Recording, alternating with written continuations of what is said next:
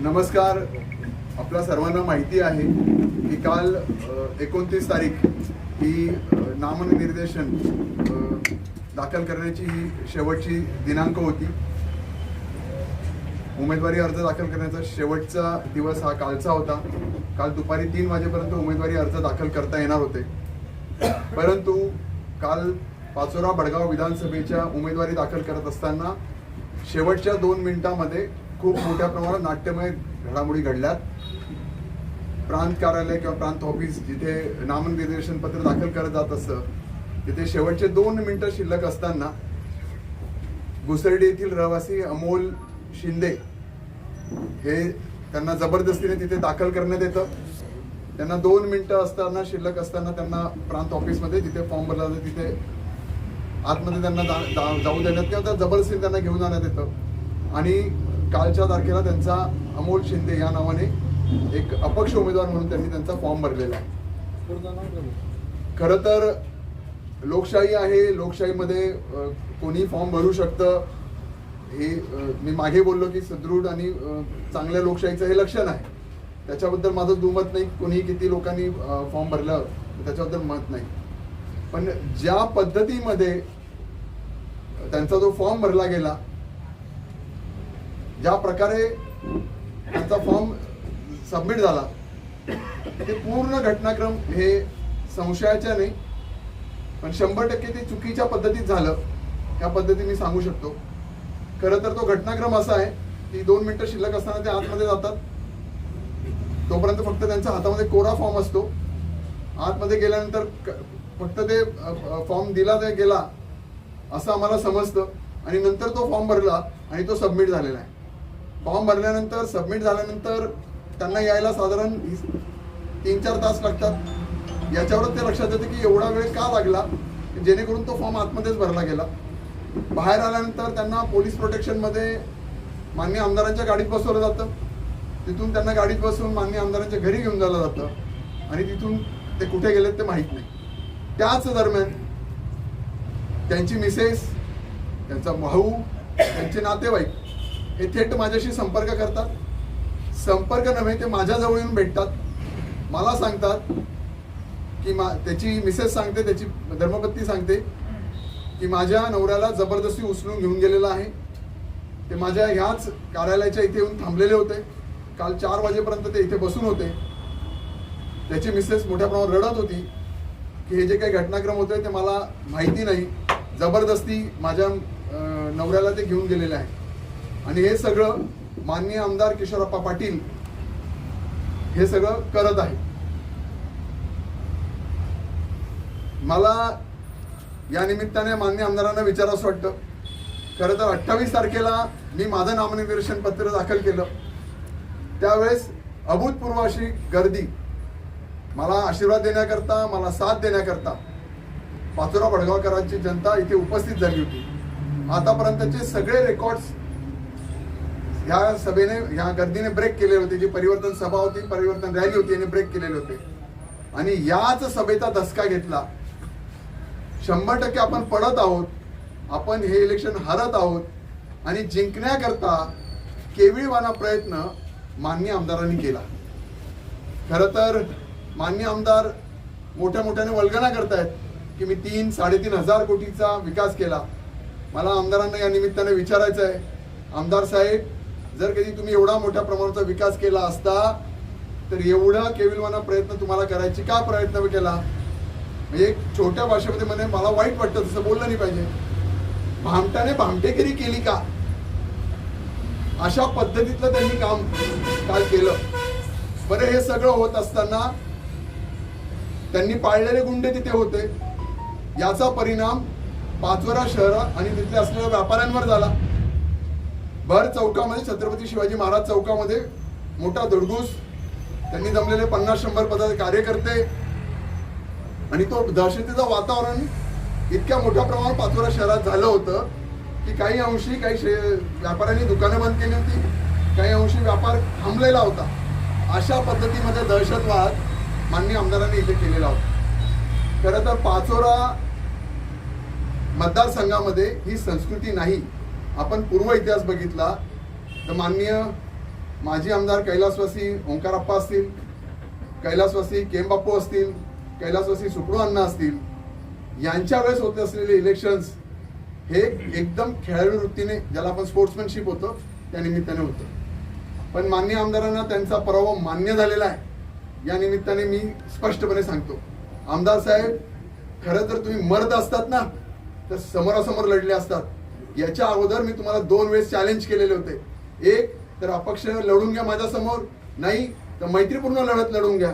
पण तुमच्या पद्धतीत तुम्ही आता इलेक्शन्स करत होतात की तुम्हाला पक्षाचं तिकीट मिळालं, युतीचं, मी अपक्ष लढत होतो. पण इतका घाणेरडा प्रकार कालच्या दिवशी तो तुम्ही केला, तो आम्हाला मान्य नाही. ज्या पद्धतीत नामनिर्देशन दाखल केलं गेलं, मित्र तुम्हाला सांगू इच्छितो की पूर्ण फॉर्म मध्ये भरत असताना ज्या ज्या गोष्टी आपण प्रतिज्ञापत्र सादर करत असतो, त्या सगळ्या प्रतिज्ञापत्रामध्ये असलेल्या गोष्टी ज्या उमेदवाराला डिक्लेअर करायच्या असतात त्या सगळ्या निरंक म्हणून सांगण्यात आल्यात. म्हणजे चल अचल संपत्ती, तुमच्या असलेल्या केसेस, सगळ्यात महत्वाचं इलेक्शन्स फॉर्म भरत असताना तुम्हाला तुमचं अकाउंट ओपन करणं गरजेचं असतं. ते सुद्धा अकाउंट ओपन झालेलं होतं किंवा त्याचे सुद्धा डिटेल्स त्याच्यामध्ये भरलेले नव्हते. तुमचे कुठले कुठले अकाउंट्स आहेत त्याच्याबद्दलचे डिटेल्स भरायचे होतात. तुमच्याकडे किती गाड्या आहेत, ट्रॅक्टर आहेत ते तुम्हाला लिहायचं होतं. तुमच्याकडे शेती आहे का त्याच्याबद्दलचे विवरण तुम्हाला लिहायचं होतं. तुमच्या पत्नीच्या नावाने असलेलं विवरण लिहायचं होतं. तुम्हाला किती कुटुंबामध्ये व्यक्ती आहेत, त्यांचे तुम्ही किती अवलंबी आहात ते लिहावं लागत होतं. अशी कुठलीही गोष्ट ह्या तिथे भरली गेलेली नाही. त्याच्यामुळे ज्या पद्धतीत हा फॉर्म भरला गेलेला होता, ज्या पद्धतीत आमदार साहेबांनी हा फॉर्म भरून घेतलेला होता, यावरून एक लक्षात येतं की माननीय आमदार साहेबांनी पराभव मान्य केलेला आहे. मी मागेही माझ्या भाषणात बोललो की होय आमदार साहेब, तुम्हाला वाटतं की तुम्हाला मतं मिळणार आहे ते पहिल्या क्रमांकाची नाही, खालून शेवटून पहिल्या क्रमांकाची, हे त्यांनी आज सिद्ध करून दाखवलं. अमोल भाऊ, तुम्ही आता चर्चा केली तर त्यांची जे अमोल शांताराम शिंदे म्हणून जे उमेदवार आहेत पक्ष, त्यांची होते आणि आम्ही असं या गोष्टीच्या विरोधात असं सांगत होतो. तो व्हिडिओ तुमच्याकडे आहे का? नाही, इथे जर माझ्याकडे कॅमेरा असेल तर त्याचे फुटेज मिळून जाते. ते माझ्या इथे आले, ते संध्याकाळी 6 वाजेपर्यंत ह्याच इथे होते. दुसरं त्याच्या पुढे अजून सांगतो, आंबे वडगाव इथे सुद्धा एक अमोल शिंदे आहेत, भडगाव तालुक्यामध्ये एक अमोल शिंदे आहेत आणि घुसरडीमध्ये सुद्धा अजून एक अमोल शिंदे होता. अशा 3 लोकांशी त्यांनी संपर्क केलेला होता. मोठ्या प्रमाणात त्यांना आमिष देण्याचा प्रयत्न माननीय आमदार साहेबांनी केला आणि त्यांना अमोल शिंदे या नावाचे वेगवेगळे डमी फॉर्म भरण्याकरता त्यांचा प्रयत्न होता. पण ह्या 3 त्यांना भीक घातली नाही. पण हे अमोल शिंदे जे आहेत, शांताराम शिंदे, या मला माहिती नाही यांना किती मोठ्या प्रमाणात त्यांनी आमिष दाखवलं आहे, किती का त्यांना दहशत केलंय किंवा त्यांना किती घाबरवलंय, याच्या जोरावर त्यांनी हा फॉर्म भरून घेतलेला आहे.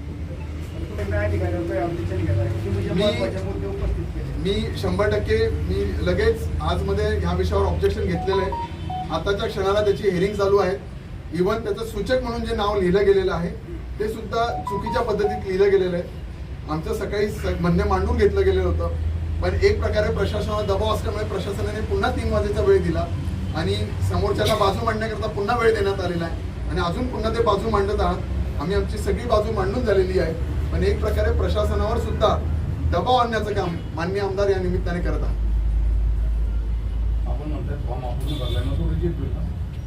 अपूर्ण नाही, जे प्रतिज्ञापत्रामध्ये लिहिलं जातं ती माहिती निरंक म्हणून भरलेली आहे.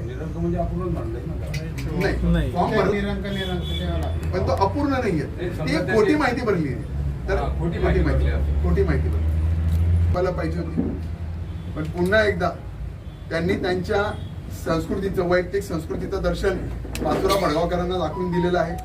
ही मी आपल्या निमित्ताने पाचोरा भडगावातील सगळ्या तमाम मतदार बंधू भगिनींना सांगू इच्छितो की माननीय आमदारांची जी वृत्ती आहे, जो स्वभाव आहे, तो तुम्हाला लक्षात आलेला आहे.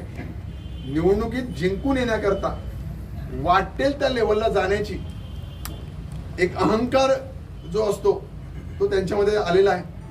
कदाचित मला असं वाटतं की इतक्या खालच्या लेवलला ते कदाचित जाऊ शकतील माझ्या बाबतीत, की माझ्या जीवाचंही कमी जास्त होऊ शकतं का, किंवा अजून खालच्या लेवलचे खोटे आरोप ते माझ्यावर लावू शकतील अशी सुद्धा शंका या निमित्ताने मला आता वाटायला लागलेली आहे. असणे असा हा एक राजकीय फंडा असतो, जसं शेजारील तालुक्यात चिमणराव पाटील आणि सतीशांना एक कायम करत असतात, त्याच फंडाचा वापर त्यांनी इथं केलेला असा दिसतोय. तर आपणही असे करू शकत होता 100% किशोर पाटील सांगतो नावाने किंवा ऐका ना, मी म्हणजे आता माझी स्वतःची एक डेअरी आहे अंतुर्ली खुर्द इथे.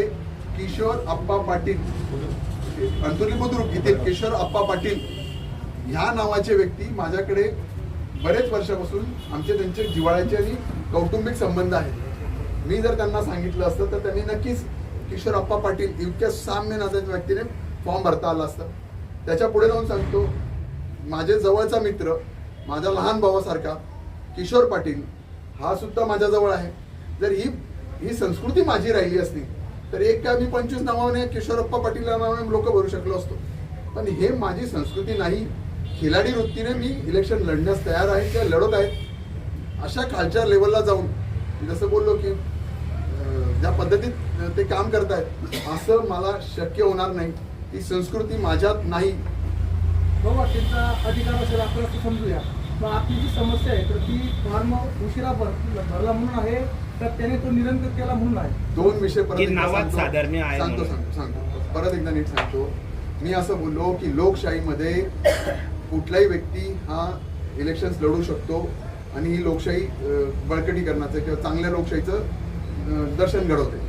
पण त्या व्यक्तीला मोठ्या प्रमाणात दारू पाजून आमिष दाखवून ज्या पद्धतीमध्ये काल फॉर्म भरला गेलेला आहे, दडपशाही प्रशासनावर आणून, इव्हन काही पत्रकारांना, आपल्या पत्रकार बांधवांना त्या प्रिमायसेसमध्ये ज्यांना तुम्हाला अधिकार आहे तिथे न जाऊ देता, कुठली गोष्ट माहिती न पडू देता, ज्या पद्धतीत त्यांनी कालचा हे केलेलं आहे, तर हे लोकशाहीला पूरक नसलेला हा विषय सगळा होता.